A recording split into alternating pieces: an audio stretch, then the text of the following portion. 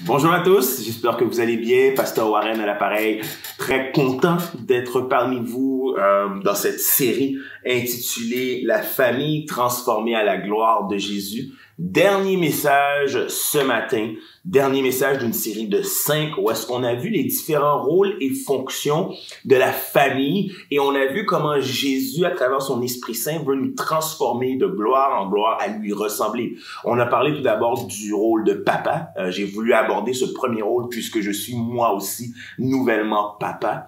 On a vu aussi ensuite le rôle d'époux, l'autre rôle qui me concerne. Je suis marié à Sabrina depuis quelques années. Ensuite, on est allé vers l'épouse transformée par Jésus. On a également vu la maman transformée par Jésus. Et aujourd'hui, pour ce dernier message, nous allons parler de nul autre que les enfants. Et bon, je sais qu'il y a des camps jeunesse, donc il y a déjà des messages, il y a du matériel. Je vous encourage à écouter, à regarder, à visionner le matériel qui est fait pour vos enfants qui sont à la maison. Donc moi, je veux m'adresser notamment aux enfants qui ont grandi, ou du moins qui sont grandis, ou comment je pourrais mieux dire, des enfants adultes qui ont quitté le foyer. J'aurais peut-être quelques mots à dire à des enfants qui m'écoutent ce matin, mais quand même, mon message s'adresse notamment à des enfants adultes. Et donc, pour ce faire, on va regarder à 3 textes, grosso modo, mais notamment le texte d'Éphésiens 6, les versets 1 et 2, et également le texte d'Exode 20, le verset 12. Et le titre de mon message, vous ne serez pas sans savoir, c'est « Les enfants transformés par Jésus ». Et donc, je vais tout de suite entrer dans le texte, mais je sens sur mon cœur que j'aimerais prier avec vous, si c'est correct. J'aimerais prier avant qu'on aille à la parole de Jésus. Merci Seigneur, merci pour qui tu es, merci pour ton amour, merci pour ta grâce, merci pour le privilège que nous avons d'être appelés enfants de Dieu, de partager avec toi les richesses et d'être appelés co-héritiers, co-héritières du royaume. Nous savons que nous sommes pécheurs, nous savons que nous sommes voués à l'enfer, mais ton sang nous a rachetés, ton sacrifice ultime à la croix nous donne accès. Nous ne sommes plus pécheurs, mais nous sommes saints, nous sommes la communauté choisie par Christ. Oui, nous péchons encore, mais ta grâce surabonde et tu nous relèves fois après fois. Nous te demandons pardon. En tant qu'enfants, nous qui sommes tes enfants, nous te demandons pardon, Seigneur, de trop souvent manquer à notre devoir envers toi et envers les parents terrestres que tu nous prêtes. Seigneur, nous prions que ce message puisse nous éclairer, nous instruire, nous enseigner, nous conduire dans ta volonté pour nos vies. Que ton nom soit célébré. Amen. Et donc, je fais pour vous la lecture à partir de la Bible, Nouvelle Bible Seconde, Éphésiens 6, versets 1 et 2, et voici. Enfants, obéissez à vos parents dans le Seigneur, car cela est juste. D'autres traductions diront, car cela, voici ce qui est bon. Ensuite, honore ton père et ta mère, c'est le premier commandement accompagné d'une promesse pour que tu sois heureux et que tu vives longtemps sur la terre. Il y a des traductions qui vont dire, voici ce qui est bon, voici ce qui est juste. Il y en a d'autres qui vont dire, voici telle est la volonté du Seigneur. C'est votre devoir. Obéissez à vos parents. Permettez-moi tout de suite d'aller lire ma deuxième référence qui se trouve dans Colossiens 3, on se rappelle que le code domestique, le Hachtefeld qu'on avait vu, est aussi présent dans Colossiens 3. Il est différemment écrit pour l'église de Colosse, mais les termes, ou plutôt les thèmes reviennent. Et voici ce qui est écrit, Colossiens 3, verset 20. Enfants, obéissez en tout à vos parents, car cela est agréé dans le Seigneur. Le Seigneur prend plaisir à cela. Obéissez à vos parents. Qu'est-ce que ça signifie d'obéir à nos parents? Rapidement, pour les enfants, je veux évacuer les enfants qui vivent à la maison. Quand je dis évacuer, je veux pas que tu t'en ailles, tu peux rester pour recevoir la parole de Dieu, mais c'est-à-dire que je veux l'adresser. Pour un enfant qui demeure à la maison, obéir à ses parents, c'est obéir à l'instruction, l'instruction christique qui est donné par tes parents. Donc, on prend pour acquis ici, pour comprendre à vue d'intérêt, que le texte s'adresse à des chrétiens. On parle à l'église d'Éphèse, on parle à des gens qui ont pris la décision, le choix conscient de suivre Jésus, et c'est à ceux-ci que nous nous adressons. Et il va dire, puisque tes parents, on se rappelle Éphésiens 5, 18, puisque tes parents sont remplis de l'Esprit et qu'ils t'instruisent dans les voies du Seigneur, toi qui es également rempli de l'Esprit, obéis à tes parents, obéis aux règles de tes parents, ne rouspète pas à tes parents. Quand ta mère te dit ferme la télé, viens faire tes devoirs, essaye pas de négocier 12 minutes de plus, 15 minutes de plus, un épisode de plus. Range tes affaires et obéis, voilà ce qui est agréé de Dieu. Puis j'aime la traduction, c'est une traduction anglaise qui dit que enfants, obéissez à vos parents parce que vous appartenez au Seigneur. Tu sais, quand il dit ici, il dit enfants, obéissez à vos parents dans le Seigneur. Le dans le Seigneur, c'est pas ça ne s'adresse pas aux parents. Ce n'est pas une clause qui vient s'ajouter à parents, mais c'est plutôt une clause qui s'ajoute à enfants et à obéissance. Enfants qui êtes dans le Seigneur, obéissez à vos parents. Ou encore, obéissez au Seigneur. Autrement dit, c'est comme si lorsque on ne te demande pas d'obéir à tes parents, c'est comme, tu sais là, il y a la fameuse clause, le parent qui dit, tu m'obéis parce que c'est comme ça. J'ai dit ça, donc tu obéis à tes parents parce que Dieu a dit ça. Il y a une transcendance. Dieu prend autorité et préséance sur tes parents et tu obéis à tes parents parce que voilà ce qui est bon pour le Seigneur. Et le Seigneur veut dire autre chose aussi. Le Seigneur veut dire autre chose. Bon, là, vous entendez peut-être un petit bruit de fond. Ne vous en faites pas. Continuons ensemble, vous et moi. Mais le Seigneur veut également dire, lorsque tu obéis à tes parents, c'est à moi que tu obéis. Lorsque tu obéis à tes parents, c'est à moi que tu obéis. Et donc, l'obéissance, c'est cette idée que nous ne vivons pas la vie d'une façon égoïste, mais bien que nous vivons la vie d'une façon altruiste. Nous sommes conscients que nous n'avons pas les paroles de la vie éternelle, mais que nos parents sont des intendants de celui qui a les paroles de la vie éternelle, que nous faisons confiance à leur expérience. Je sais que des fois, on peut avoir cette idée que nous ne sommes que là pour endurer nos parents, mais détrompons-nous. Nous sommes là pour obéir à nos parents. Et là, tu vas me dire, oui, mais c'est dur pour un enfant qui est sorti du foyer familial d'obéir à ses parents. Non, il n'est pas dur à un enfant qui a quitté le foyer d'obéir à ses parents. Obéir à ses parents pour un enfant qui a quitté au foyer, ça peut tout simplement être de prendre écoute à ce que le parent dit. Écoute ce que ton parent dit. Bon, bien évidemment, les règles changent, tu n'es plus sur leur foyer, tu t'es détaché, tu as quitté ton père et ta mère. L'apôtre Paul en parlait au verset 31-32 du chapitre 5, l'idée que tu as quitté ton père et ta mère. Ceci dit, tu peux quand même obéir à tes parents, ne serait-ce qu'il s'agisse d'écouter, de prendre oreille à ce qu'ils disent.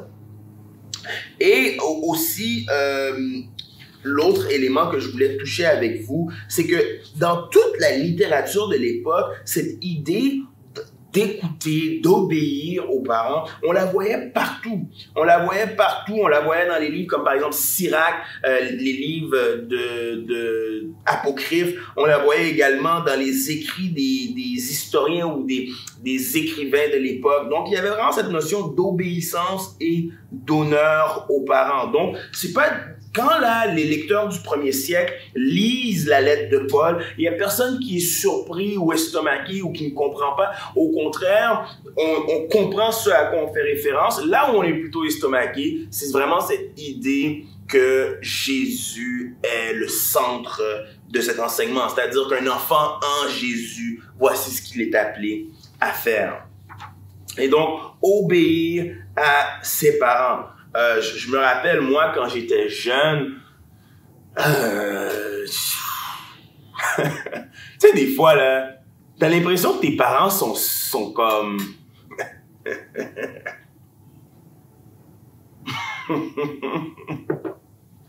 T'as l'impression que tes parents vivent sur une autre planète. Je sais pas si je suis seul, mais t'as l'impression que tes parents vivent sur une autre planète, puis... Obéir, ça devient dur, surtout quand t'es, justement, je le disais, hein, égoïste, pis t'es comme, non, toi, tu penses savoir ce qu'il en est. T'es comme, mais écoutez la télé 15 minutes de plus, ça fera pas de mal. Mais Dieu ne nous demande pas de questionner. Dieu ne nous demande pas de questionner nos parents. Dieu nous demande de remplir notre devoir, et part de ce devoir, c'est d'obéir à nos parents. Obéissance aux parents. Et une fois qu'il parle d'obéissance, l'apôtre Paul va arriver puis il va commencer à parler du second mandat. Et le second mandat, c'est quoi? C'est honorer ses parents. Honore ton père et ta mère. Et là, il va s'inspirer du 5e commandement du Décalogue. Honore ton père et ta mère. Et vraiment, ça c'est très important. Honore ton père et ta mère. Et là, je veux m'étaler un peu plus. On parle vraiment aux adultes qui ont quitté le foyer. On parle aussi aux enfants parce que, bon, bien évidemment, lorsqu'on étudie, on fait l'exégèse du texte, on se rend compte que Paul s'adressait notamment aux enfants qui étaient encore sous le foyer de leurs parents. On parle d'enfants qui pouvaient avoir entre 10 et 12 ans, qui n'étaient pas encore mariés, mais qui avaient une très bonne compréhension des choses de la maison, qui avait une très bonne compréhension de ce qui se passait, qui avait une très bonne compréhension de comment du bien et du mal, c'est-à-dire, je mets des guillemets parce que est-ce que je dois écouter mes parents ou est-ce que je devrais plutôt faire à ma tête? C'est encore des enfants qui sont en train d'être instruits en vue du mariage, en vue de quitter le foyer, mais c'est des enfants qui sont assez conscients. Donc, bien évidemment, lorsqu'il parle d'obéir et d'honorer, c'est à eux qu'il fait référence, mais encore une fois, comme je l'ai mentionné, dans le cadre de notre message, dans notre contexte, ces deux termes, l'obéissance et l'honneur, peuvent s'appliquer à des enfants qui ont quitté le foyer.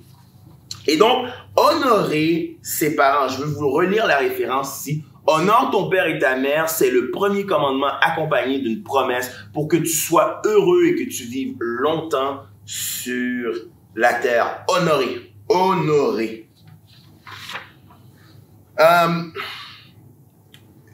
Une des façons d'honorer nos parents, ce n'est que simplement par les remercier. Bon, vous irez, si vous l'avez pas encore écouté, écoutez le message que j'avais fait lundi soir lorsque je parle de l'état de grâce.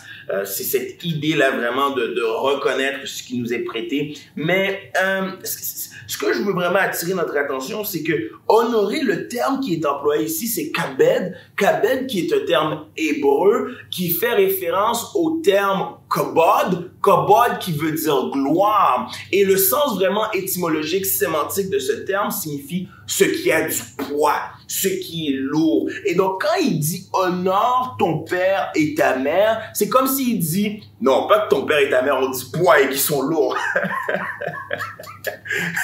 Non, ce qu'il dit ici, c'est que honorer ses parents, ou encore une fois, le rôle des parents est un rôle qui vient avec un poids, une responsabilité, ou du moins, on devrait attacher un regard pesant au rôle parental. Et donc, on devrait respecter nos parents. Au point que il y avait dans le code moral, dans la loi des Juifs, il y avait des pénalités. Il y avait des pénalités lorsqu'on regarde au Lévitique. Le Lévitique, si je suis capable de vous trouver la référence, j'aimerais bien pour vous la lire, histoire qu'on voit ensemble. Mais le Lévitique nous donne des pénalités qui s'appliquent à l'enfant qui ne répond pas. Encore une fois, je vais vous trouver Exode d'abord. Il y a Exode aussi que j'aimerais bien vous lire. Donnez-moi un petit moment. Vous pouvez le tourner avec moi si vous voulez ou simplement attendre ici. Ce ne sera pas bien long. Donc, Exode 21. Et je vais vous en faire la lecture. Exode 21. 21, où es-tu? Parfait. Exode, celui qui frappe son père ou sa mère sera mis à mort. Wow, très direct. Celui qui maudit son père ou sa mère. Celui qui... viens moi. Celui qui maudit son père ou sa mère sera mis à mort. Et qu'est-ce que Jésus va dire au sujet de la loi? Il va dire, si dans ta tête tu as pensé, si tu as traité quelqu'un de racat, si dans ton cœur tu as convoité, c'est que le péché vient du cœur. Si dans ton cœur tu as maudit tes parents, peut-être que tu l'as pas dit verbalement, mais selon l'ancienne loi, tu serais mis à mort. Tu es passible de mort. Repentons-nous. Repentons-nous. Seigneur, pardonne-nous nos offenses.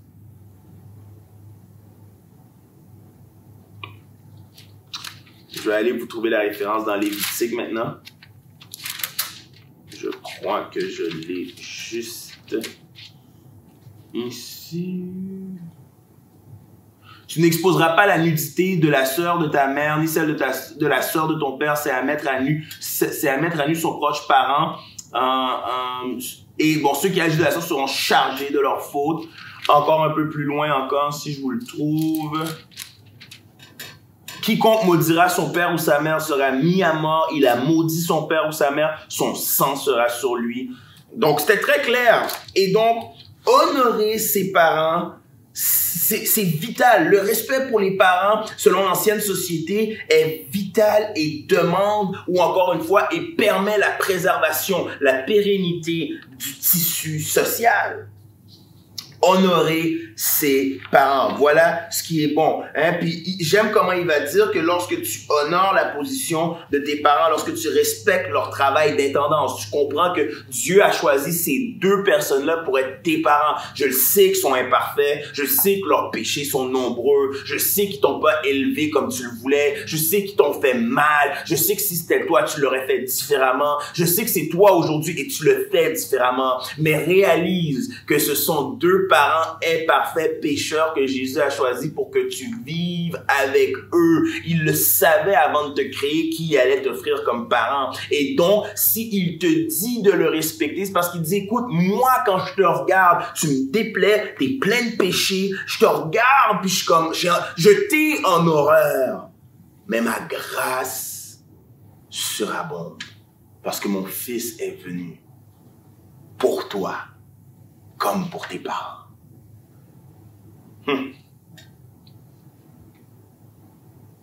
Honorer ses parents. La référence ici, Sirach, ouais, je vous le lis.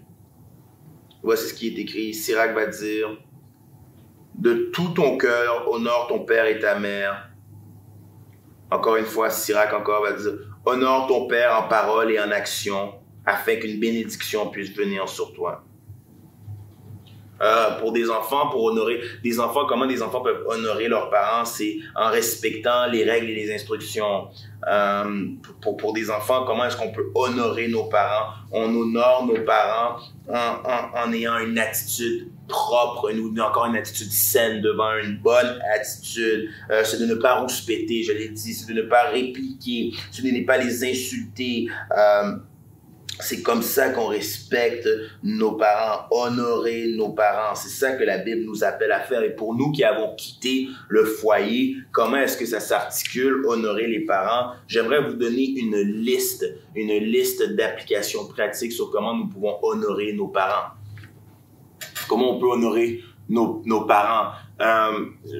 J'aime ce que John Piper dit ici, je vais vous faire la lecture. Comment est-ce qu'une personne peut honorer son père et sa mère et qu'est-ce que ça a à voir avec Dieu? Il n'y a aucun doute qu'une personne honore Dieu et que Dieu est dans le commandement même qu'il nous donne. Dieu est puissant, il est dominant et les parents sont en droit de demander leur respect, de se faire respecter, et ce, pour une longue période de temps, puisque leur enfant est appelé à respecter Dieu, le parent par excellence. Je crois que la raison pour laquelle les parents veulent que leur enfant respecte ou que leur enfant apprenne à respecter ce que ça veut dire d'honorer Dieu, c'est parce que Dieu lui-même est notre parent. Et la raison pour laquelle il devrait y avoir révérence, émerveillement devant un parent, une mère ou un père, c'est afin que l'enfant puisse lui-même comprendre ce qu'il signifie d'adorer Dieu. Alors oui, il y a quelqu'un dans l'arrière-plan de ce commandement. Ce quelqu'un, c'est Dieu. Ce quelqu'un, c'est Jésus-Christ. Et ce quelqu'un, c'est le Saint-Esprit. Alors, un parent doit avoir ceci en tête du début, dès le commencement de l'enseignement qu'ils pourvoiront à leurs enfants, dans la correction, dans la façon qu'ils auront d'élever leur enfant. Et ils devraient demander les choses à leur enfant. Ils devraient demander ces choses à leur enfant, montrer ces choses à leur enfant, montrer à leur enfant qui est Dieu autant son côté doux et tendre que son côté dur, puissant, juste. Dieu est tellement dans l'arrière-plan de ce commandement. Et un enfant doit le voir au travers des yeux, au travers de son père et de sa mère, ultimement voir Dieu comme son parent. Et donc, honorer son père et sa mère, ultimement, qu'est-ce que c'est? Si vous n'avez pas compris la lecture de mon texte, c'est honorer Dieu. Et encore, je vais vous donner, je vous avais dit une liste. Comment est-ce qu'un parent, comment est-ce qu'un adulte grandi, un adulte mature peut honorer ses parents? Il peut honorer ses parents en faisant du ministère auprès d'eux. Comment faire du ministère? C'est en leur montrant la grâce. Soyez gracieux à l'égard de vos parents. Comprenez que vos parents aussi ont besoin de prière, ils ont besoin de sagesse, ils ont besoin d'une communauté biblique afin de pouvoir combattre le péché, le monde, le diable. Comprenez que Dieu vous a choisi, vous, pour être leur enfant, et que une des façons que vous pouvez leur rendre service, c'est avec grâce, miséricorde et détermination. 2. Apprenez à connaître vos parents. Apprenez à connaître vos parents. J'aime cette histoire de ce jeune homme qui racontait, tu sais, je me rappelle une fois parce que j'ai demandé à ma mère, je suis comme, hey, comment ça, toi, t'as pas eu la chance d'aller à l'école? Puis parle-moi un peu de ton parcours académique. Puis la mère est comme, ben ouais, mais nous, on n'a pas eu la même chance, on a immigré pour que toi, t'aies une chance. On est arrivé ici pour te donner une chance à toi, fait que t'es mieux de faire attention. T'imagines le commentaire sur ça, toi, tu veux apprendre à connaître ta mère, puis ta mère te dit une parole comme ça qui peut blesser, puis t'es comme, waouh, ok, ça, tu me donnes le goût de te parler, mais hein. Soyons patients à l'égard de nos parents. Soyons patients, soyons doux. Hein, heureux ceux qui sont doux. Puis plus on va revenir à la charge, plus on va accepter d'essuyer des commentaires parfois déplacés, de la froideur, plus on va leur montrer ce que c'est que d'aimer. Eux aussi, ils ont besoin d'être aimés. Peut-être qu'eux aussi, ils n'ont pas nécessairement une relation exceptionnelle avec leurs parents. J'aime ce livre que j'avais lu au secondaire 5. Toutes les familles sont dysfonctionnelles. Toutes les familles ont leur combat. Plus vous apprenez à connaître vos parents, plus vous serez en mesure d'apprendre à les aimer en parole et en geste. Apprenez à connaître vos parents. 3. Essayez de trouver des intérêts communs. Essayez de trouver des intérêts communs. Apprends à connaître. Peut-être qu'il y a quelque chose que ton père et toi, vous pourriez commencer à faire ensemble. Je sais que t'as pas le goût d'être avec ton père, mais comprends que c'est la réponse. Voici ce que Paul l'a dit. Il a cité Exode 20, dis-je. Et je vais revenir à Exode 20, mais trouvons des intérêts communs. Encore ici, lorsque vous allez vers vos parents, demandez-leur conseil. Ok, je comprends que t'as pas le goût de prendre de ces conseils. Je comprends que t'as peut-être même pas une relation avec ton parent. Mais dans le cas où est-ce que tu as une relation avec ton parent, si tu n'as pas de relation avec ton parent, je t'invite à écouter mon message de mardi soir où est-ce qu'on a abordé l'amour et le pardon. L'amour pardonne tout. Peut-être que toi, tu es à l'endroit où est-ce qu'il faudrait que tu recherches la réconciliation ou le pardon. Je sais pas où est-ce que tu es avec ce dossier-là. Mais si tu as une relation avec ton parent, quelle qu'elle soit, je t'invite à demander leur conseil. Qu'est-ce que tu aurais fait différemment dans ton mariage? Je me rappelle, la mère de mon père a été diagnostiquée avec l'Alzheimer, puis j'ai demandé à mon père, comment on se sent à ton âge d'apprendre que sa mère a l'Alzheimer? Comment tu le vis? J'allais prendre un temps expressément parce que dans les dernières années, je me suis rendu compte que je connaissais pas mes parents. Je me suis rendu compte qu'on n'avait aucun intérêt commun. Je me suis rendu compte que j'aimais pas trop être dans leur présence, fait que je les évitais. Puis j'ai dit, hey, tu sais quoi? Je me rappelle toujours de la fois qu'on m'a dit cette phrase-là. On réalise la valeur de quelque chose une fois qu'on la perd. J'ai dit, wow! Je dis,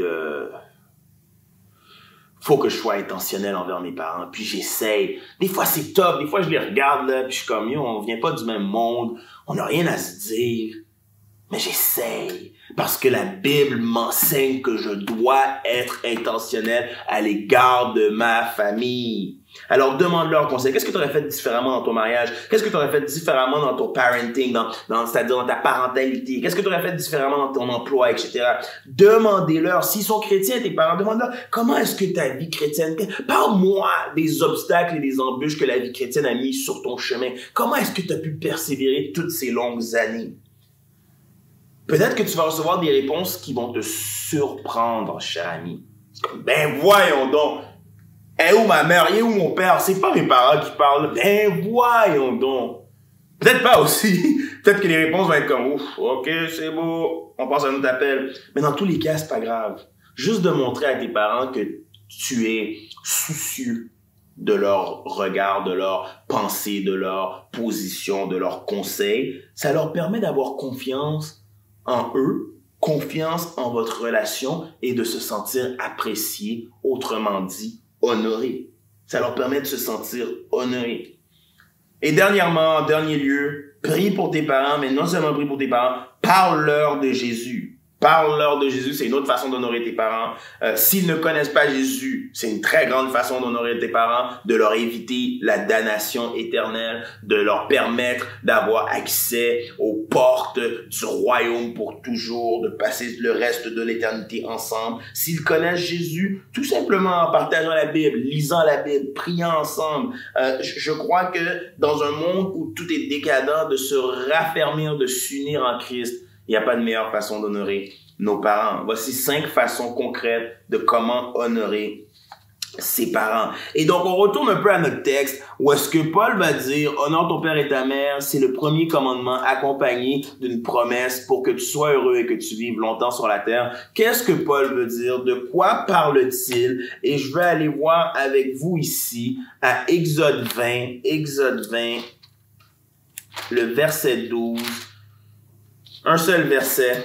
On est sur la montagne où est-ce que Dieu donne les commandements du décalogue à Moïse.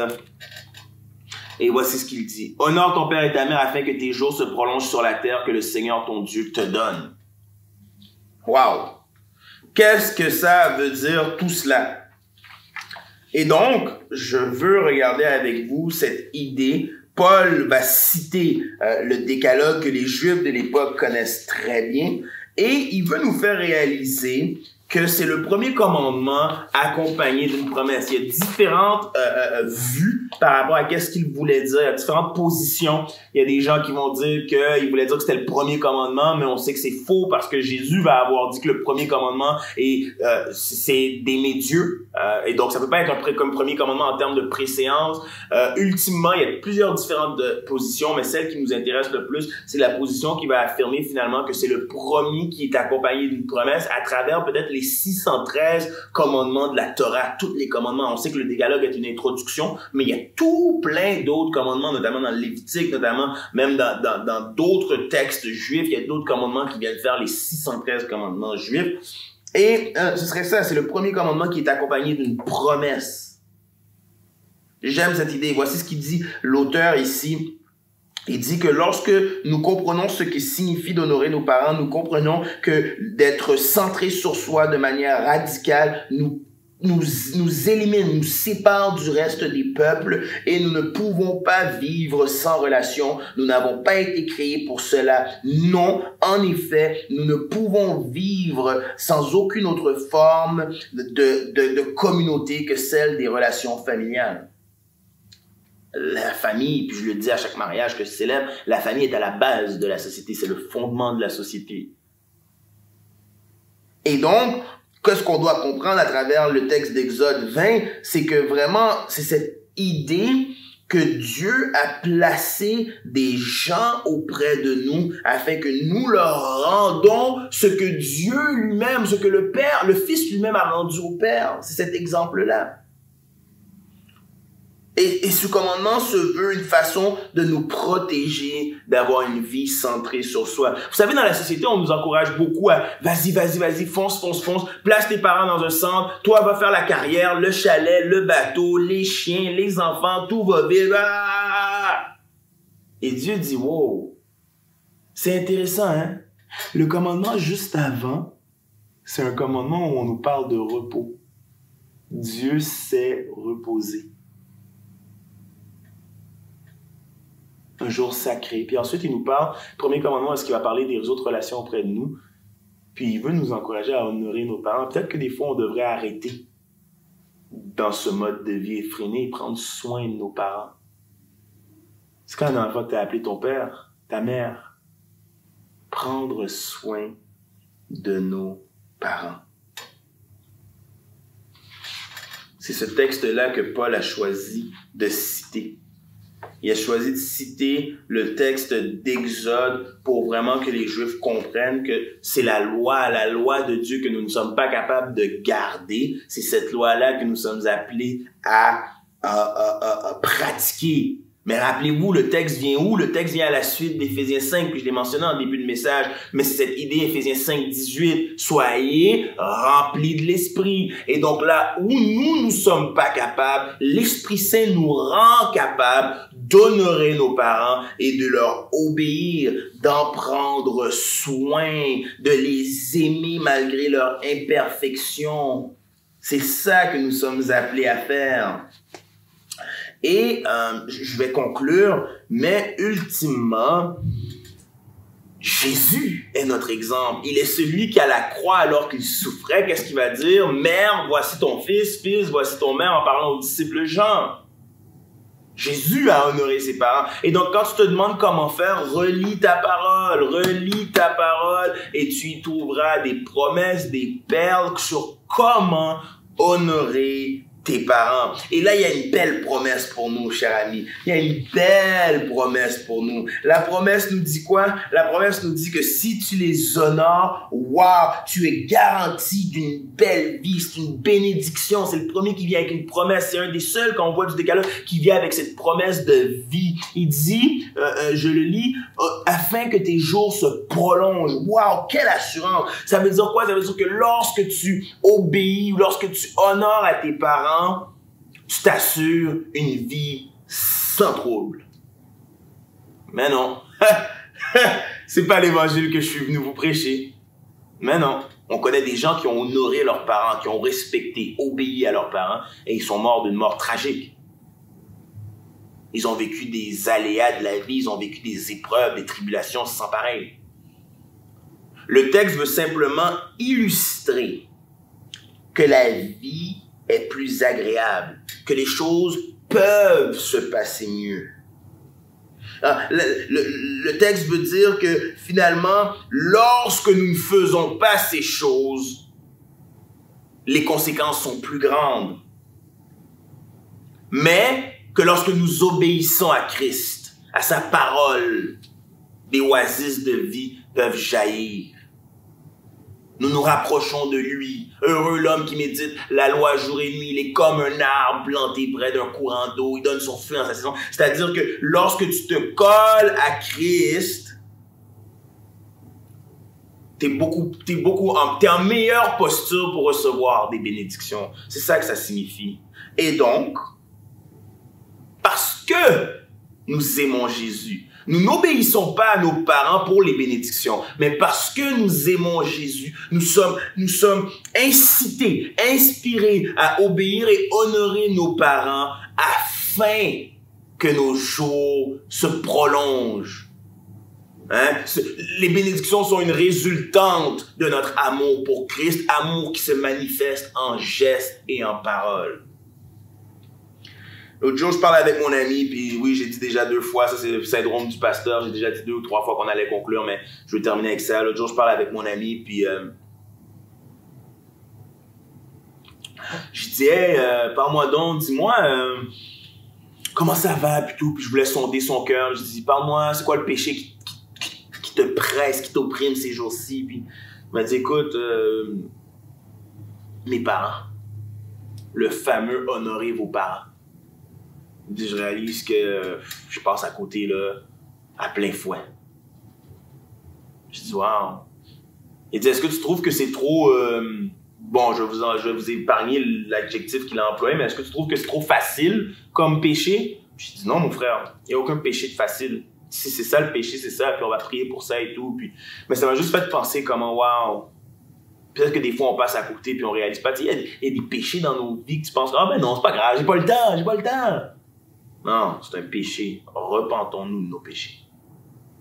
Et Dieu est juste et bon pour nous les pardonner. Son sang nous couvre et il nous aide à nous relever et à continuer la marche.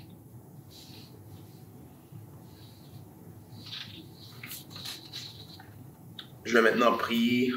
Je veux prier pour toi. Je veux prier pour toi si tu es un enfant qui a grandi dans un foyer toxique puis que tu n'as aucune relation avec tes parents. Je veux prier pour toi pour la paix de Dieu. Je veux prier pour toi si tu as une relation avec tes parents, mais c'est clopant, c'est d'un bord puis de l'autre, c'est boiteux. Je veux prier pour toi pour que Dieu puisse restaurer. Je veux prier pour toi si la relation avec tes parents est excellente. Je veux continuer à prier pour toi pour que tu puisses persévérer, apprendre à les connaître, que eux aussi apprennent à te connaître. Puis, je veux prier pour toi si le sujet des parents, c'est un sujet difficile parce que récemment, tu as perdu tes parents.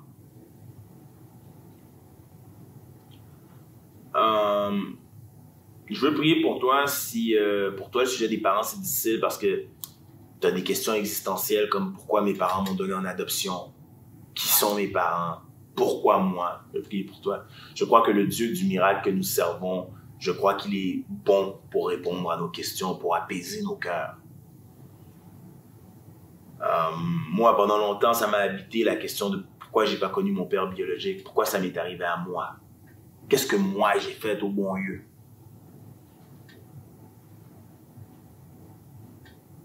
Avec le temps, j'ai appris à m'en remettre à la souveraineté de Dieu. Dieu est en contrôle de ma vie. Prions ensemble. Seigneur Jésus, nous t'aimons, nous t'aimons, nous t'aimons, nous t'aimons, oh comme nous t'aimons. Seigneur, tu es bon pour nous. Seigneur, tu es juste pour nous. Seigneur, tu es grand pour nous. Seigneur, ton nom surpasse tout autre nom. Tu es merveilleux, tu es le conseiller, tu es le Dieu héros, prince de la paix, Seigneur. Je veux t'implorer, viens à notre secours. Nous sommes dépourvus, Seigneur. Nous sommes abattus, nous sommes persécutés, nous sommes fatigués, mais nous savons qu'en toi, il y a la vie, Jésus. Sois loué. Oh Seigneur, sois loué. Étoile du matin, nous venons à toi. Saint-Esprit de Dieu, viens et parle à nos cœurs. Toi qui exprimes des prières qui sont pour nous inexprimables, va auprès du Père pour nous, Seigneur. Merci, Jésus. Merci d'intercéder pour nous à la droite du Père. Viens rétablir ce qui est brisé. Viens corriger ce qui est déviant. Viens, Seigneur, nous rendre comme toi. Purifie-nous, Jésus, afin que nous puissions te ressembler. Oui, nous voulons aimer comme toi, tu aimes. Oui, nous voulons honorer comme toi, tu honores. Oui, nous voulons obéir comme toi, tu obéis. Tu es non seulement notre modèle et notre exemple par excellence, mais tu es notre Dieu. Et oui, nous t'aimons. Pardonne-nous nos manquements. Viens-nous en aide. Aie pitié de nous. Conduis-nous dans les sentiers de la justice. Tu connais les gens qui sont là. Viens les apaiser. Viens les rencontrer, Seigneur. Montre-leur ta volonté pour leur vie, Seigneur. Nous voulons vivre en règle avec toi. Mais nous savons que nous ne sommes pas capables. Notre nature est encline au péché, Seigneur. Mais grâce à ton Esprit Saint, nous savons que tu m'aides avec nous tous les jours, que tu nous accompagnes, que tu nous donnes la force qui nous est nécessaire pour avancer. Et oui, c'est dans notre faiblesse que ta puissance se manifeste. Nous te louons, Seigneur, nous te disons merci, que ton nom soit glorifié. À toi, rocher des siècles, soit louange, honneur, puissance, gloire.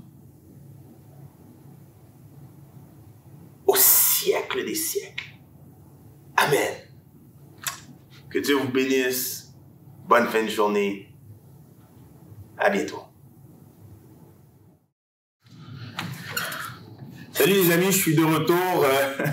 Je voulais absolument vous partager ça. Donc, Capsule Littérature, 2 livres que j'aimerais vous suggérer. Le premier qui s'appelle Les relations destructrices. Les relations destructrices. Et le deuxième qui s'appelle Nos relations, des bénédictions compliquées.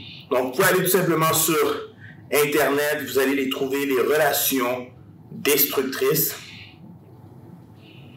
Je vais vous montrer ça ici. Ouais, donc les relations destructrices, et c'est Leslie Vernick qui écrit celui-là. Et ensuite, l'autre livre, comme je vous ai dit, Nos relations,